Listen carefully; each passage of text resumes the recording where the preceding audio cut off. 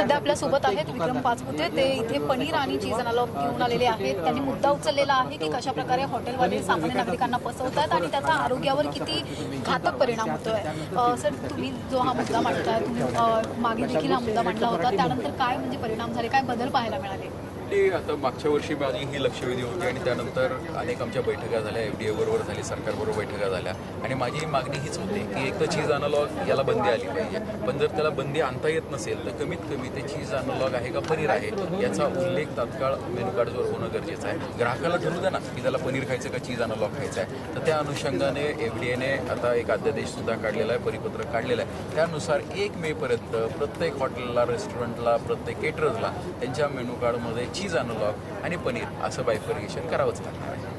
आणि हा झाला हॉटेल संदर्भातला, पण जे पनीर आपण विकत घेतो त्याच्यात ते पण भेसळयुक्तच असतं. मग त्या संदर्भात काय असेल? ते पूर्वी ह्याला कायदा नव्हता, त्यामुळे काय व्हायचं, भेसळीला कंट्रोल करता येत नव्हतं. आता ह्या परिपत्रकानंतर कंपल्सरी येणार.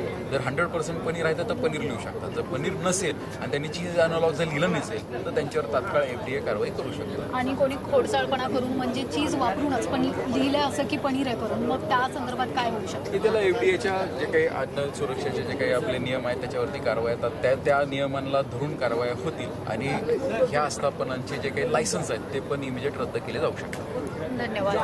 व्हिडिओ जर्नलिस्ट किरण कुळवेसह मी आरती, आवाज इंडिया मराठी, शोध सत्याचा.